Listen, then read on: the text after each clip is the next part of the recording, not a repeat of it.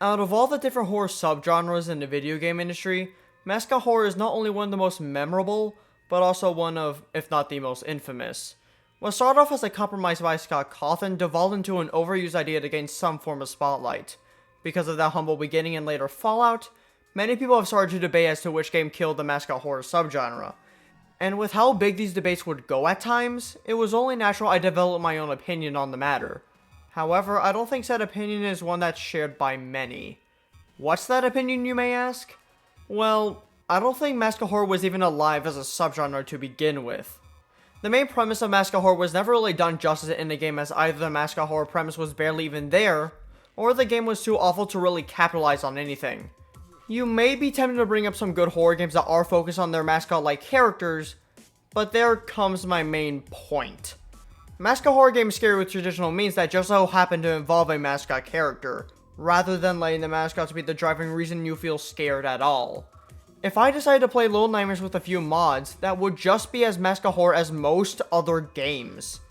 Thus, I came to the conclusion that Mascot Horror was never a real subgenre, and was only there as a way to organize the games with a similar premise. But then something happened. Suddenly there was a brand new game on the market, one that gained praise from everyone who played it, and upon playing it myself, I quickly began to love it, not only because it was a good game in general, but also because it did the Mascot Horror premise justice. And that game is Poppy Playtime Chapter 3, Deep Sleep. Yeah, Poppy Playtime, one of the canons for the death of Mascot Horror, is also what I believe brought true life to it. And speaking of bringing life to things, hello, yes, I am alive. It only took like, what, over 8 months before I started uploading again? Okay, yes, that's kind of my fault. I've been gone for a while, but don't worry, I promise I have plans to make it up to you guys. I'm currently working on 7 other videos that will hopefully be published before mid-spring, so if you don't want to miss that or just like my content in general, then feel free to subscribe. God, I feel like a sellout. Okay, so with all of that out of the way, allow me to explain why I think Deep Sleep is the first true Mascot Horror game.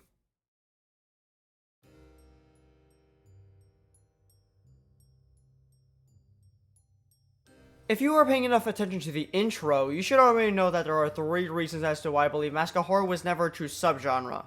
But just in case you forgot, I'll reiterate my point. Mascot Horror games always have at least one of 3 issues. Either it barely had enough to classify it as Mascot Horror, the horror was never about the mascots in the first place, or it was too bad to capitalize on its Mascot Horror aspects. Because those first 2 kind of fit together, I'll be tackling the last reason first. If you have a bad game with bad bugs, anything you do well likely won't be noticed by your audience. That much should be obvious for any game, but I feel like this is especially true with Mascot Horror. Since there are so many terrible Mascot Horror games out there, there's little chance anyone will try to uncover what you did right if your game is bad. And judging by how loved this game is, I think it's safe to say that Deep Sleep doesn't have that problem. Chapter 3 is by far the most interesting chapter in terms of mechanics and gameplay. It expands upon the parkour elements from the previous chapters, it incorporates some completely new gameplay styles, and above all else, the puzzles are the best they have ever been. In fact, the puzzles are actually what I want to talk the most about. The puzzles in this chapter are very enjoyable for many reasons, and I feel like that comes to how different each puzzle is. Mainly, there are multiple scales of puzzles. Some are small and confined to one room, while others are an entire journey. The smaller puzzles often wrap around themselves, forcing you to look at what you need to do and compare with what you just did. Sometimes these puzzles even force you to think several steps ahead, as the multiple parts contradict each other.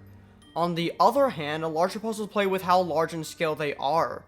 With each step of the way, you come closer to understanding the order of things, which makes you feel triumphant when you eventually solve it. Another reason these puzzles are so enjoyable is because of the new tools you have at your disposal. The new tools and mechanics never feel redundant nor pointless, and are commonly used in the puzzles you encounter, being very fun to work with not only by themselves, but in combination with the rest of your arsenal. The purple hand cannons, batteries, towers, they all fit seamlessly not only towards each other, but also towards the previous tools from previous chapters. Those old tools are also majorly improved upon in this chapter, as they feel more mixed in with the rest of the mechanics you are able to use. And of course, how could I forget the legendary Big Battery?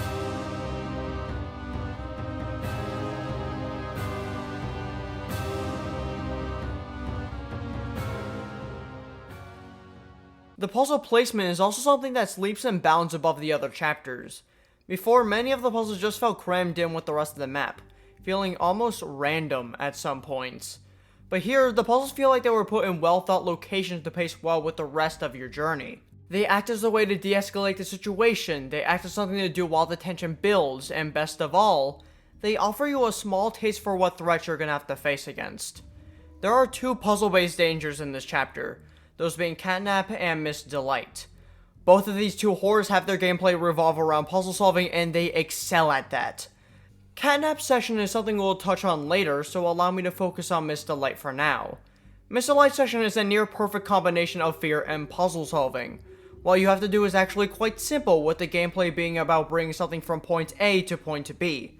However, the complications to this formula come in the form of the map and Miss Delight herself, both of which force you to think about how you should go about maneuvering from A to B. Thus, you spend one half dancing around Miss Delight to get a feel of the tricky map layout, and the other half running away from her while making sure she doesn't cut you off. And because of the way this gameplay section is structured, both of these steps are very nerve-wracking. The only real quote-unquote puzzles I don't really like in this game is when there's just a vent that you have to enter that you have no reason to suspect it's there. It isn't there all the time, but when it does, it heavily interrupts the pacing, which is honestly kind of disappointing because the overall pacing of this game is phenomenal. One thing I didn't like from the previous two chapters, besides, nearly everything, was the pacing. There wasn't really much that made you feel like you were improving on your objective, as you basically never felt like you were making any sufficient amount of progress. And the moments where you were just given a dozen tedious puzzles back to back made any improvement feel off-centered. And the monsters didn't help either. They either weren't set up properly for the finale they were supposed to deliver, or they only acted as a consequence for losing a minigame. Thus, whenever you'd get thrown into it, the real jump scare is the fact that you have to avoid a danger now, while not 5 minutes earlier, you were spending half an hour trying to be forklift certified. However, Deep Sleep managed to avoid having any of those issues. The beginning introduces you to the mechanics of the game, the new puzzles, and the new horizons the game would be taking. It sets up what you have to do and shows you the end goal, and how you are meant to accomplish it. Thus, going back to the hub world after each area allows you to feel accomplished in your task, and one step further to completing that end goal. Not to mention that the horror in this game is also paced really, really well. At the start of the game, you feel unnerved but never terrified. In fact, when you enter play carry, you feel calm, so you can get used to the teachings the game is showcasing. But not long after, Home Sweet Home takes a great opportunity to remind you that this is in fact a horror game, giving you, not gonna lie, one of my favorite sequences in a Mascot Horror game to date. And now that the reminder has been put in place, the following area gives you threats you have to avoid while doing puzzles. And from this point forward, the breaks between puzzles and horror are done in a way that doesn't ruin the experience. Along with that, there are many comfortable breaks in the game that are situated well and give you fun opportunities to learn about the lore and piece together your own conclusions. Finally, the conclusion with Catnap feels like a fitting end to the frights and scares you have endured. Speaking of, this final boss is incredible. The way you have to use all the different hands to keep Catnap at bay while also doing puzzles made for a really tense section, and combining that with the stress of sacrificing your own resources in the later stages, made this one of my favorite Mascot Horror bosses to date. And because of how well this fight was executed, both in its build-up and payoff, seeing Catnap be discarded by the prototype is a genuine, satisfying conclusion. What happens onward continues that satisfying payoff as you finally get to see the hour of joy you've been scratching your head over this entire time. And apart from the cliffhanger, that concludes the chapter. This third installment is paced really, really well, not only in horror, but lore, puzzle solving, and almost any other aspect you can think of. The game was fun to play in those same aspects, and all of those made for a great horror game. So now let's talk about why it's a great Mascot Horror game.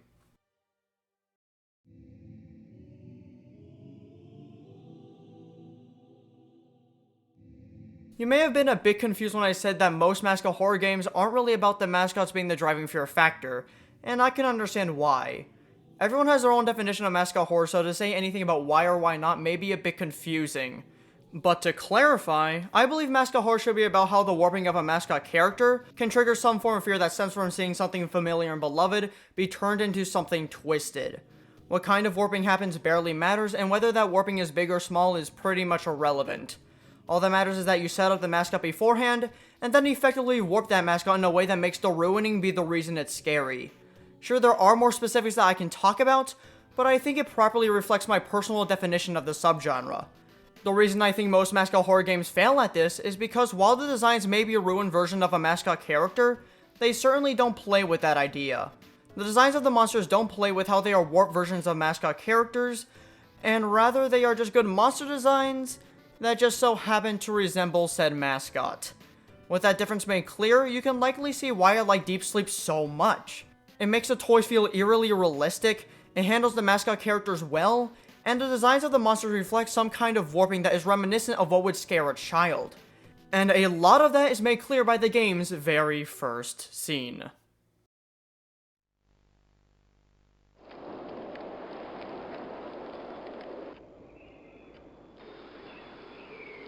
We'll be okay, guys. I promise. All winds blow away.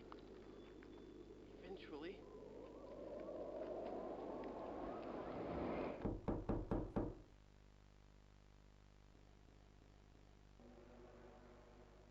Catnap! Help us go to sleep, Catnap! We need it, Catnap! Sleep, sleep, sleep!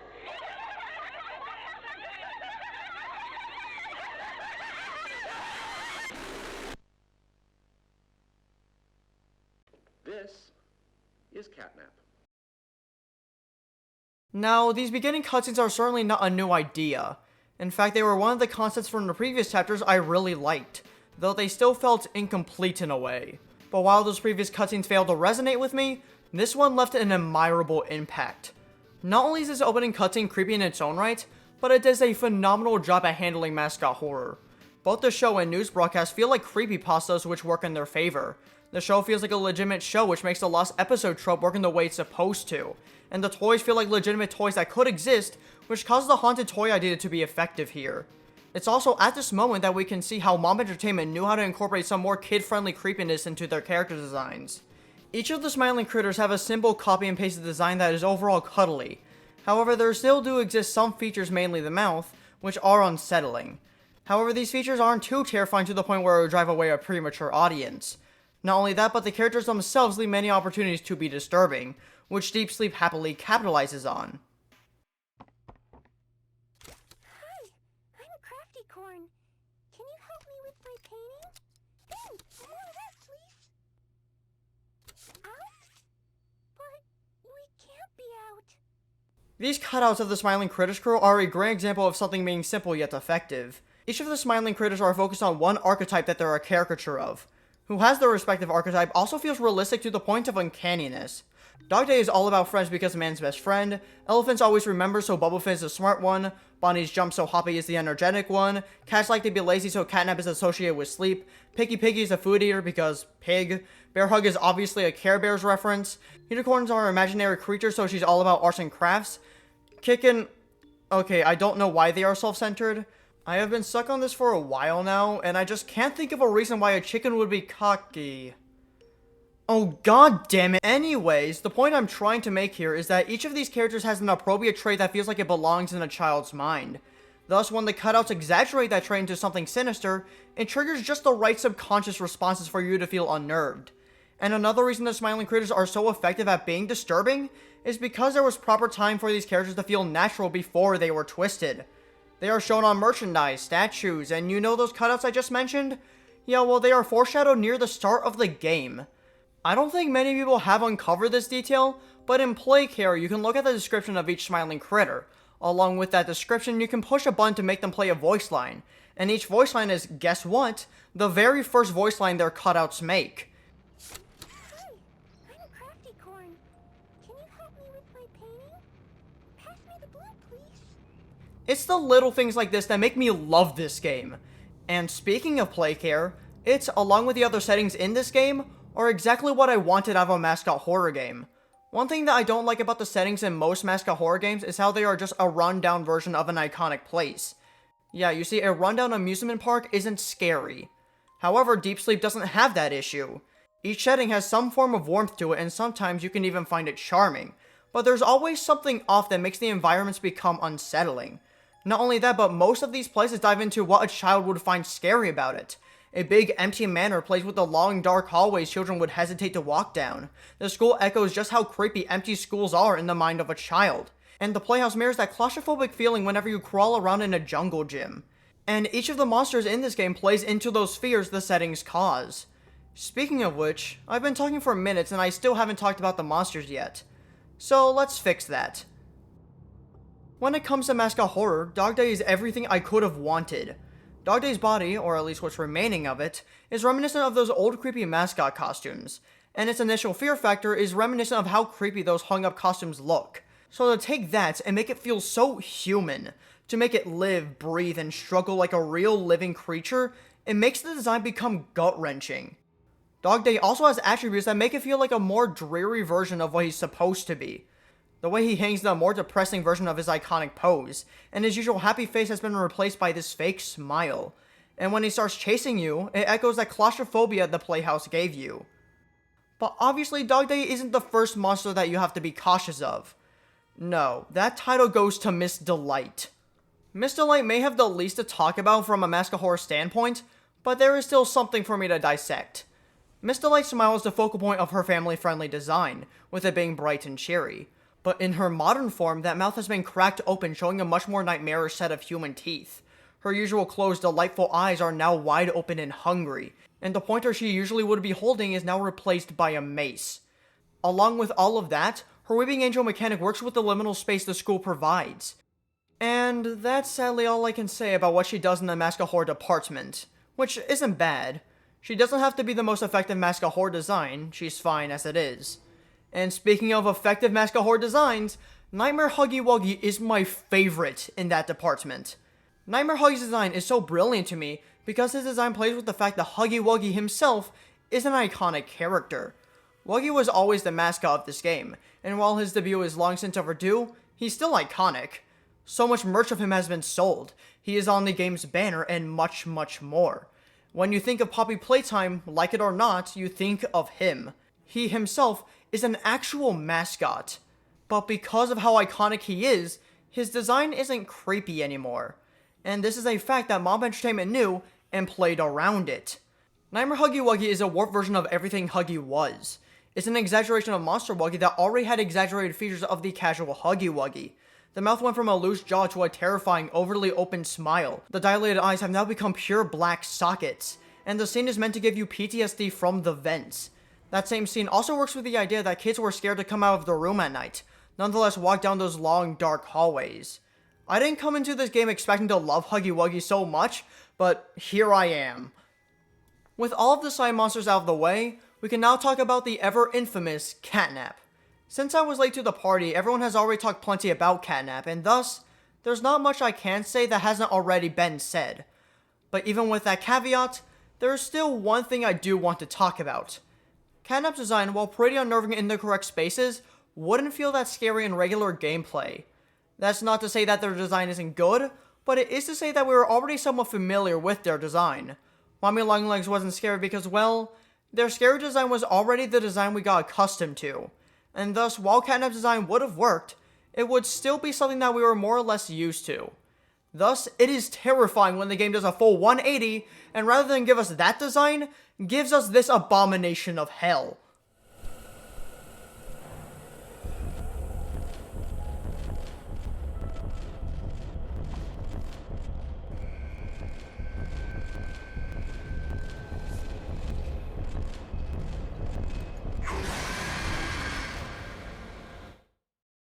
This design, in all meaning, doesn't look anything like a mascot.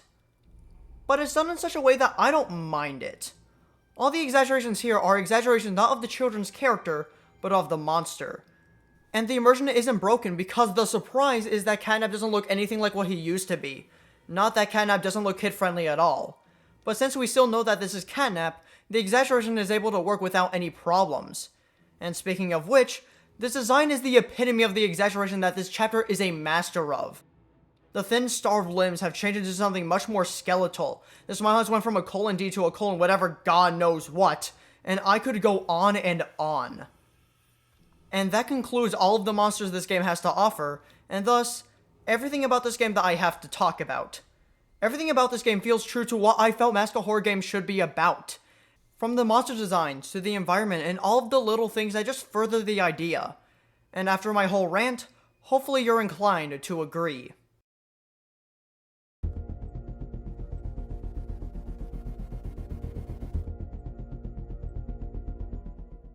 Poppy Playtime Chapter 3 is a game I never thought I would like. Both of the previous Poppy Playtime chapters felt like overrated, bland, and one-note messes, but nearly every problem I had with the previous chapters were fixed in this one. The puzzles are fantastic, the horror is a spectacle, and the ingenuity and craftsmanship is phenomenal. Deep Sleep went further beyond being one of my favorite horror games and became a sort of icon to me. It transcended the limits I thought the Mascot Horror subgenre had, and in my opinion became the first true Mascot Horror game. It also makes me hopeful that Mascot Horror doesn't have to be a redundant label anymore. While Mascot Horror still doesn't feel like a completed subgenre, I can see it being one sometime soon. And even more, I'm excited for what's to come in the future of Mascot Horror. Because now with a game that perfectly encapsulates what it should mean to be a Mascot Horror game, I feel like newer Mascot Horror games can finally start doing their job correctly. Games can finally start backing away from the traditional means of scaring people, and start scaring people by using what makes twisted mascots scary. So when the Mascot Horror Renaissance finally happens, I'll simply look at this title and thank it.